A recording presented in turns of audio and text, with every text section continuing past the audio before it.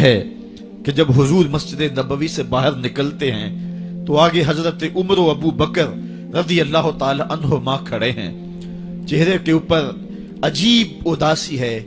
کہا عمر ابو بکر اس وقت کیوں کھڑے ہو؟ عرض کی حضور بھوک نے گھر میں ٹکنے نہیں دیا، ہم نے چاہا حضور کا چہرہ دیکھ لیں تو کچھ پیاس بجھ جائے، کچھ بھوک مٹ جائے۔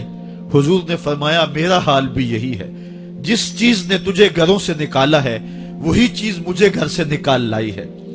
چلتے ہوئے حضرت ابو ایوب انصاری کے گھر کے قریب سے گزرے،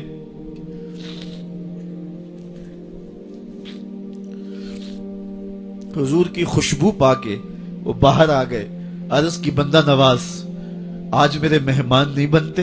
حضور نے کہا تمہاری مرضی۔ گھر لے گئے، چٹائی بچھائی، حضور کو بٹھایا، گھر والوں کو بکری کا بچہ ذبح کر کے دیا، کہا جلدی جلدی کھانا تیار کرو، میرے آقا کو بھوک لگی ہوگی۔ یہ کہہ کے واپس آئے، حضور کے پاس بیٹھے، نظر چہرے پہ پڑی تو گھبرا گئے۔ نکاحت کے آثار اتنے واضح تھے کہ سمجھ آ رہی تھی کتنے دنوں سے حضور نے کچھ نہیں کھایا۔ اٹھ کے باغ میں چلے گئے، کھجوروں کا خوشہ توڑا، حضور کے سامنے رکھا، کہا بندہ نواز جب تک کھانا تیار نہیں ہوتا یہ کھجوریں تناول فرمائیں۔ تھوڑی دیر کے بعد کھانا دسترخوان پہ لگ گیا، حضور سے عرض کی گئی حضور آئیں کھانا تناول کر لیں۔ حضور نے دسترخوان پر تشریف فرما ہو کر کے حضور نے کپڑا اٹھایا تو حضور نے جب دیکھا کہ کھانا ہے تو حضور نے ایک روٹی لی اور چند بوٹیاں اٹھائیں اور ایک خادم کو بلا کر کے کہا جاؤ ہمارے گھر دے آؤ، میری بیٹی فاطمہ کتنے دنوں سے بھوکی۔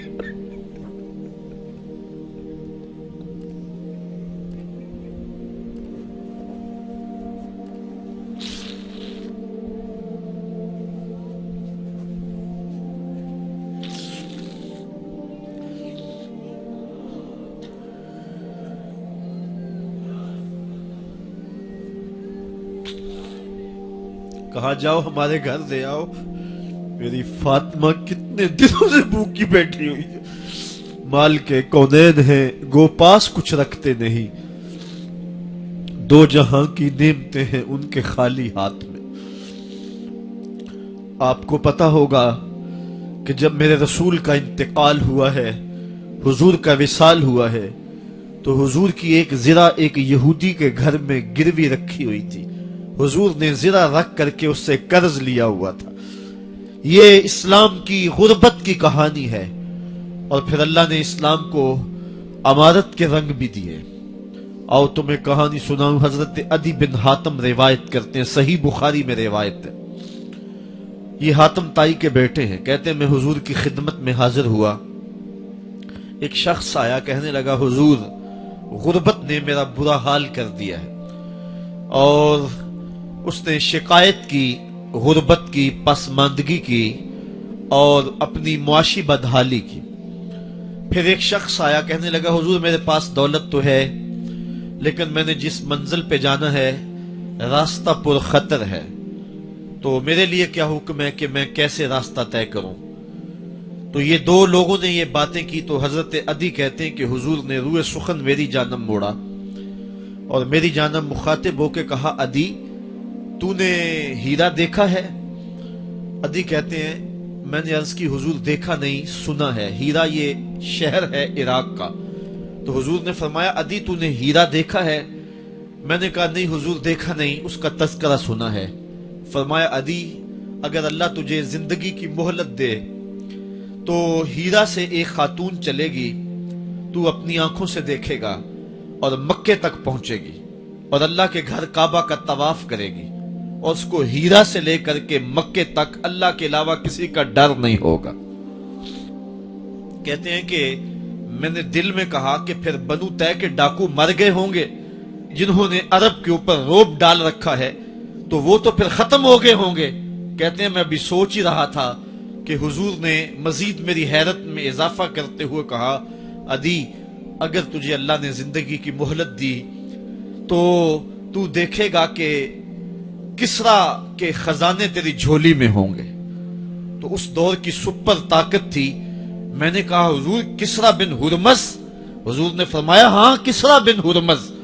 کہتے ہیں کہ حضور نے پھر فرمایا دی اگر تو زندگی پائی تو تو وہ دن بھی دیکھے گا کہ ایک شخص زکوٰۃ کی رقم لے کر کے، زکوٰۃ کی چاندی لے کر کے، زکوٰۃ کا سونا لے کر کے نکلے گا اور اس کو کوئی زکوٰۃ کا مستحق ہی نہیں ملے گا.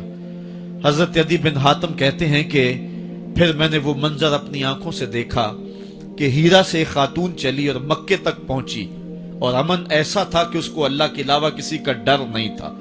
پھر وہ لمحے بھی میں نے دیکھے کہ کسرا بن ہرمز کے خزانے مسجد نبوی کے باہر پڑے ہوئے ہیں. تو کہتے ہیں تیسری چیز میں دیکھ نہ سکا اور میں نے لوگوں کو کہا کہ یہ میں تو نہیں دیکھ سکا، میری شاید زندگی وفا نہ کرے، اور اگر تمہاری زندگی وفا کرے تو تم دیکھنا میرے آقا نے جو فرمایا تو 2 باتیں تو پوری ہو گئی ہیں اور تیسری بات تم دیکھ لو گے. حضرت یحییٰ بن سعید فرماتے ہیں کہ حضرت عمر بن عبدالعزیز کا زمانہ تھا اور انہوں نے مجھے افریقہ کی جانب زکوٰۃ وصول کرنے کے لیے بھیجا. میں وہاں سے زکوٰۃ وصول کی اور پھر میں زکوٰۃ لینے والے مستحقین کو ڈھونڈنے لگا. تو کہتے مجھے کوئی مستحق نہ ملا. پھر میں غلام پکڑتا اور اس کے پیسے دے کے اس کو آزاد کرواتا چلا جاتا. حضرت عمر بن عبدالعزیز کا زمانہ ہے کہ گورنر ہے عراق کا. وہ حضرت عمر بن عبدالعزیز کو لکھتا ہے کہ اتنی رقم ہے، اس کا کیا کرنا ہے؟ تو عمر بن عبدالعزیز کہتے ہیں رقم لے کے یہاں نہ آنا، وہاں عراق کے لوگوں میں بانٹ دو، جو زکوٰۃ کے مستحق ہیں ان کو تقسیم کر دو. تو گورنر لکھتا ہے جو مستحق ہے ان کو دے دی، اب کوئی مستحق نہیں رہا تو میں کیا کروں؟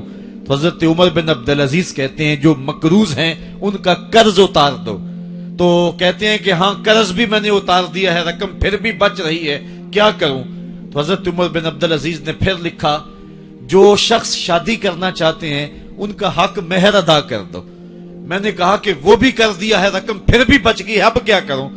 تو حضرت عمر بن عبدالعزیز نے مجھے لکھا کہ جو غیر مسلم ہیں جنہوں نے ٹیکس دیا ہوا ہے، جتنا ٹیکس دیا ہے اس سے دگنے پیسے ان کو قرضے میں دے دو اور ان کو کہو جاؤ اس کا کاروبار کرو، کھیتی باڑی کرو، اور ساتھ انہیں یہ بھی کہہ دینا قرض کی فکر نہ کرنا اور زیادہ اس میں پریشان نہ ہونا، جب دے سکو گے دے دینا. یہ دور بھی پھر اسلام نے دیکھا اور یہ گھڑیاں بھی دیکھی جب چیتھڑے پہنے ہوئے تھے، جب پیود لگے لباس پہنے تھے، جب پیٹ میں ڈالنے کے لقمہ بھی نہیں تھا. اللہ کا دین اس وقت بھی غالب تھا، اور جب گلیوں کے اندر ریشم بکھرا ہوا ہوتا تھا کوئی اٹھانے والا نہیں تھا، دین اس وقت بھی غالب تھا. دین کا غالب ہونا یا نہ ہونا اس کا تعلق جو ہے وہ مال و دولت سے نہیں ہے. اقبال کہتا ہے کہ زوال بندہ مومن کا بے زری سے نہیں، مومن کا زوال بے زری سے نہیں ہے بلکہ اس کا سبب کوئی اور ہے. وہ سبب ڈھونڈنا ہے کہ ہم دنیا میں رسوا ہو کے کیوں رہ گئے، ہم زمانے کے سامنے تماشا کیوں بن کے رہ گئے. آج نبی کی امت پوری کائنات میں رسوا ہو کے کیوں رہ گئی. آج ہمارا تماشا دیکھا جا رہا ہے، آج بھوکے کتوں کو ہماری بیٹی اور بہنوں کے اوپر چھوڑا جا رہا ہے اور اس کا تماشا دیکھا جا رہا ہے. کیا ہم نے یہ دن بھی دیکھنے تھے؟ ہم نے سراغ لگانا ہے. دولت کی قلت اور کثرت یہ ثانوی چیزیں ہیں. ہم نے تاریخ میں دیکھا ہے ہم کبھی مالی طور پہ کمزور تھے، رسوا نہیں ہوئے ہیں. مال زیادہ ہو گیا، رسوا نہیں ہوئے ہیں. رسوائی کے سبب کوئی اور ہیں. آئیے تمہیں کہاں